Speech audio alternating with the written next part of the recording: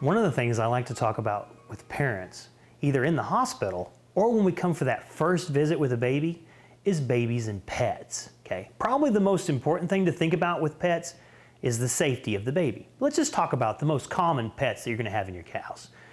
Dogs are probably one of the more common and are a great pet for little kids. People like to talk about different breeds being better with kids, one being better, one being worse. Probably the most important thing is the personality of the pet. Other things to put in there, do you have a puppy that's gonna be hard for you to control? Or an old pet that may be more crotchety with a baby? But what I like to advise is a couple things. One, whenever you bring a new baby into the home with a dog, the dogs are naturally gonna get more excited, okay? They're gonna get hyper, they're gonna start jumping around. So how can you calm them down? Well, one of the things that I advise is taking either a spit up rag or a little receiving blanket that the baby's already used and giving that to the dog right as you get to the house, or if you can, even before you bring the baby home. That way the dog can kind of naturally get used to the smells of the baby. The other thing, when you first bring that baby home and you're there with the dog, make sure and take a little time just for the dog. Pet them, reassure them, let them know that you love them, okay? Now, dogs are very protective of babies. They're gonna get where they bond very closely with them, they're gonna cry when they get upset, they're gonna let you know when they need something. But that protection can sometimes also cause some problems.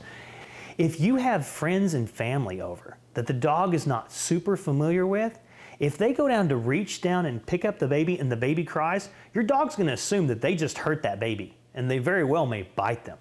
So I have the advice that if you're gonna have friends and family over that the dogs aren't really super familiar with, it's probably a good idea to put your dogs up during the visit. Another pet that's very common is cats. Now what you have to know about cats is cats don't really like babies. In fact, I don't know if it's the extra commotion or the noise they make, but usually when you bring a new baby into the house, that cat is gonna hide and you're not gonna see them for sometimes weeks. Okay? The only problem that I ever have with cats is they are kind of scared of baby sounds. If they're sitting right next to the baby and the baby all of a sudden lets out a scream, it may scare the cat and they may pop them. I've never had them hurt bad, but I've had some superficial scratches.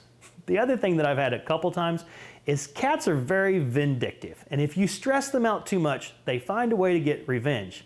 So I have had some cats that when the baby was making too much noise and got them really excited, they will go pee in their bed. Not their bed, the baby's bed. So you may want to take that into consideration if you have a vengeful cat to try and shut off the baby's room so the cat can't get in there. Another little quick note on pets are some that may cause a problem. Things like snakes, lizards, and turtles. These are pets that are known to carry a bacteria called salmonella. It can be responsible for some vicious bloody diarrhea in everybody, but in a baby, it can actually cause a life-threatening blood infection or an infection around their brain called meningitis.